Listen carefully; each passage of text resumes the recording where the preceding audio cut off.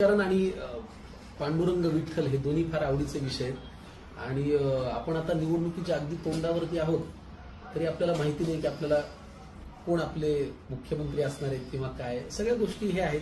तर यावेळेस जरा वेगळा विचार केलाय आणि हे लिहिण्याचा प्रयत्न केलाय. बरं, ह्याच्यामध्ये एक संदर्भ असा देतो की हरिपाठामध्ये ओळ आहे बघा, ज्ञानेश्वर माऊलींनी लिहिली की बुद्धीचे वैभव अन्य नाही दुजे, येता केशवराजे सकळ सिद्धी. त्यांनी बुद्धीला वैभव म्हणलंय. तर हे रेफरन्स लाईल म्हणून सांगून ठेवतो.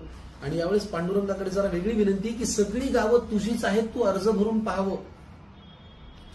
सगळी गावं तुझीच आहेत, तू अर्ज भरून पाहावं. मला वाटतं पांडुरंगा तू यंदा निवडणुकीला उभं राहावं. मग ना पावसातल्या सभान प्रचाराचा घाम आपण पाहिल्यात. मग ना पावसातल्या सभान प्रचाराचा घाम तुझे स्टार प्रचारक देवा ज्ञानबा तुकाराम.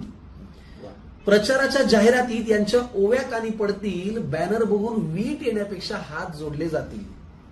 सगळं सुखाचं होईल देवा, विपरीत काही घडणार नाही. सगळं सुखाचं होईल देवा, विपरीत काही घडणार नाही. आणि तू सगळ्यांचा असल्यामुळे एकही मत जात पाहून पडणार नाही. तुझा कोणी विरोधक नसल्यानं सगळ्यांना बरंच वाटल. पांडुरंगा अजून तरी तुझा कोणी विरोधक नसल्यानं सगळ्यांना बरंच वाटल. आणि मुख्यमंत्री पदाचा चेहरा कोण हे कोणही लवकर सुटल. पहिली टर्म असली तरी देवा बिनविरोध येशील. पांडुरंगाला टेन्शन असेल ना की आपलं डिपॉझिट जप्त होईल की काय, वाटू शकतं ना देवाला. पहिली टर्म असली तरी देवा बिनविरोध येशील. आणि दुसरं म्हणजे भल्या भल्यांना तुझ्या मंत्रिमंडळात घेशील. सगळ्यात पहिला मोठा निर्णय पांडुरंगा असा घे, कायद्यासोबत गृह खातं छत्रपती शिवाजी महाराजांना दे. मग काय टाप कुणाची देवा, कोण कायदा हातात घेईल. अरे एका नजरेत अख्खा महाराष्ट्र सुतासारखा सरळ होईल. लाडक्या भावांवरच समान प्रेम, जिचा आदर्श म्हणून पाहावं. आपल्याला वेगळा शब्द ऐकायची सवय, हा वेगळा आहे. लाडक्या भावांवरच समान प्रेम, जिचा आदर्श म्हणून पाहावं. त्या मुक्ताईकडे महिला व बालविकास हे खातं जावं.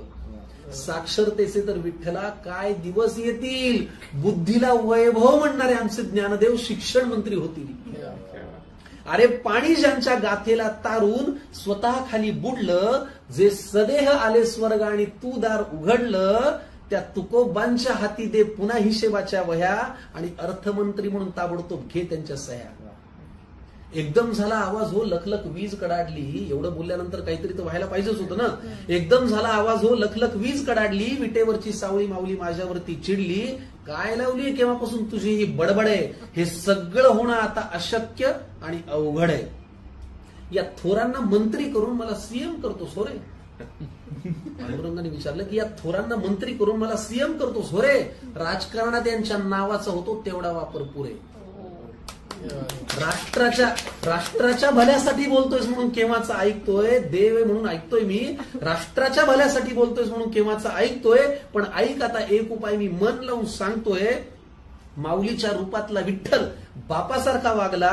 जबाबदारीनं राष्ट्रासाठी पुढे बोलू लागला. मला म्हणाला गाथा ज्ञानेश्वरी शिवचरित्र तुम्ही कोणी वाचता.